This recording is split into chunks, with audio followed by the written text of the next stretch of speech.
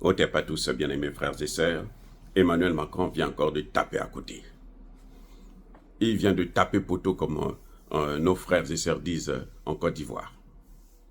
Emmanuel Macron a voulu organiser une rencontre entre Tshisekedi et Paul Kagame. Il a cru que on est encore à l'époque où Tshisekedi l'appelait mon frère parce que Tshisekedi avait confiance en lui. Tshisekedi a été trahi par tout le monde, y compris par des Congolais, au haut niveau de l'État.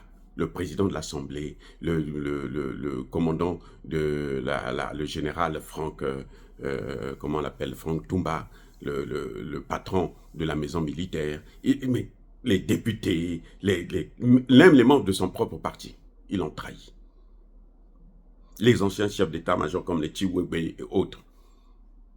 Chiwewe, il dit au président, nous avons formé 40 000 alors qu'il a formé seulement 13 000 soldats.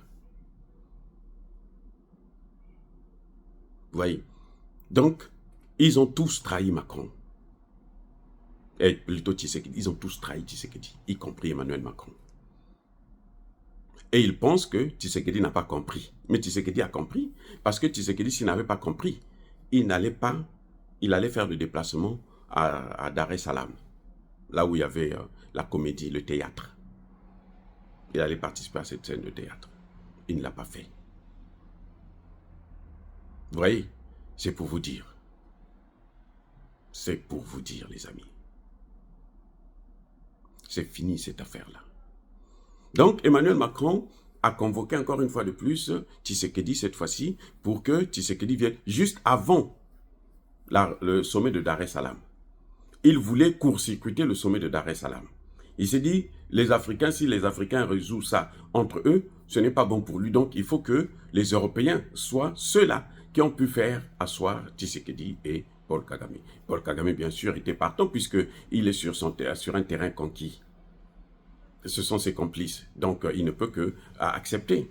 Mais Tshisekedi a dit non, cette fois-ci, je ne pars pas. Pour une fois, Tshisekedi a fait un bon choix. Il a pris une bonne décision. Il a dit, je ne pars pas. Et d'ailleurs, même à Dar es Salaam, Tshisekedi a participé en vidéoconférence et il n'a pas terminé la conférence. Il a vu qu'il était en train de perdre son temps. Il dit, bon, moi, je sors. Débrouillez-vous là-bas. Voilà ce qui s'est passé à Dar es Salaam. Tshisekedi, maintenant, est en train de comprendre que le problème du Congo, c'est d'abord à l'intérieur même. C'est faire le nettoyage interne. Parce qu'il y a trop de traîtres. 60 à 90% des Congolais qui sont dans l'administration, des hauts gradés, des hommes politiques, sont acquis à Paul Kagame. Parce qu'eux, ils ont toujours vécu dans cette situation. Et c'est cette situation qui a toujours fait qu'eux, ils puissent avoir les postes et l'argent qu'ils ont. Donc, ils préfèrent, quitte à garder cette position, ils oublient que maintenant, Kagame est passé à une nouvelle étape. L'étape supérieure, où il veut prendre tout le Kivu avant de s'attaquer au reste de la RDC. Écoutez bien, Kagame, son objectif là, aujourd'hui, ce n'est plus comme avant. Avant, il cherchait seulement à sécuriser les matières premières pour qu'ils puissent piller et donner aux Occidentaux.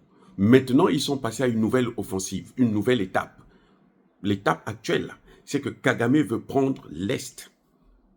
Il veut installer les Rwandais, et puis maintenant, à partir de l'Est, là, il cherche à conquérir maintenant le reste de la RDC, y compris Kinshasa. C'est pour ça que vous avez vu, il a envoyé ses hommes à Brazzaville, au Congo-Brazzaville. C'est à cause de ça. Et c'est ça que les Congolais corrompus là, les traîtres là, ils n'ont pas encore compris. Eux, ils se disent que non, ça va continuer, donc juste la guerre, on tue les gens là-bas, et puis nous, on continue à avoir de l'argent. On continue à s'enrichir. Non, eux là, on va les prendre comme les esclaves de Kagame. Parce que ça finit toujours comme ça. Heureusement qu'il y a un Dieu pour rendre justice. Ça prend le temps que ça prend, mais Dieu, il sait pourquoi il prend tout ce temps. C'est ce qu'il a fait avec la RDC et c'est ce qu'il entend de faire avec la RDC. Maintenant, ce même Dieu-là va décider le contraire. Il est décidé à stopper Kagame. Les amis, il est décidé à stopper Kagame. Parce que tout être humain, tout pouvoir, finit par s'arrêter. Je dis bien tout pouvoir. Le malheur, c'est que les gens qui ont ces pouvoirs-là, qui sont présidents, premiers ministres, général, ils pensent qu'ils le seront à vie. Ils n'ont jamais vu l'après-pouvoir. C'est-à-dire que quand tu n'es plus au pouvoir, quand tu es maintenant de l'autre côté de la barrière, quand tu regardes maintenant d'autres gens gérer ce que toi, tu as mal géré, ils ne regardent pas ça. C'est après seulement qu'ils se rendent compte et ils regrettent. Et dès qu'ils le regrettent comme ça, mais le bon Dieu les envoie en enfer. Allez-y brûler maintenant pour payer ce que vous avez fait.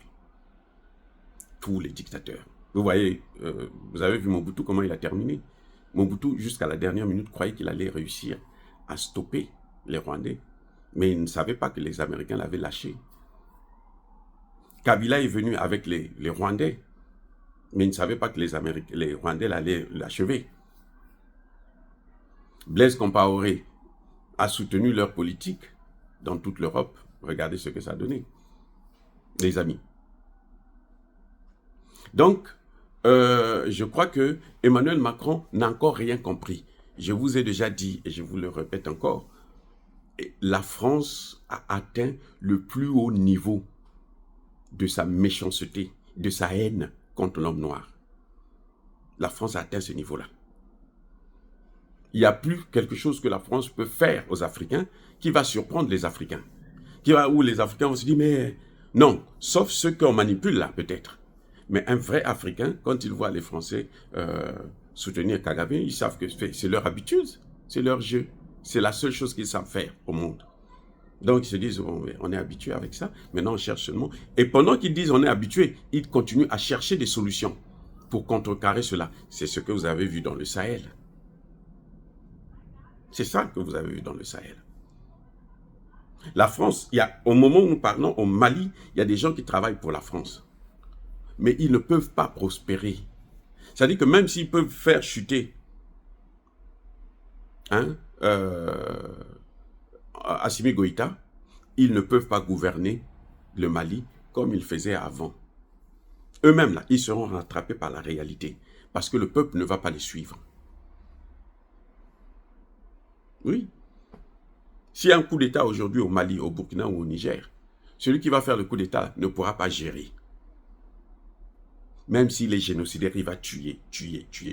Mais lui-même, on va finir par l'avoir. Les temps ont changé. Vous voyez, la France avait envoyé l'ambassadeur de France au sommet de la CEMAC pour aller dévaluer le franc CFA. Les pays africains, pour une fois, ont dit non.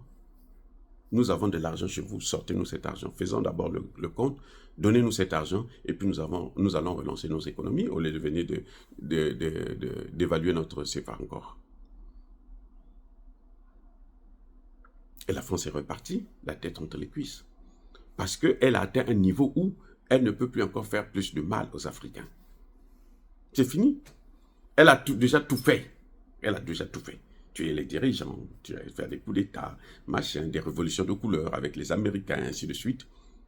Maintenant, là, ça ne marche plus. Parce que de plus en plus, cette jeunesse-là commence à comprendre. Les amis, soyez bénis, abondamment bénis par le Dieu des Kémites et par nos ancêtres angélisés, mais que tous ceux qui persécutent le continent africain, le pillent et le déstabilisent, qu'ils soient noirs, blancs, chinois, arabes, juifs, indiens ou qui qu'ils soient punis, maudits, foudroyés, neutralisés, écrasés, effacés par le Dieu des Kémites et par nos ancêtres angélisés. Vive l'Afrique éternelle, j'ai dit et j'assume.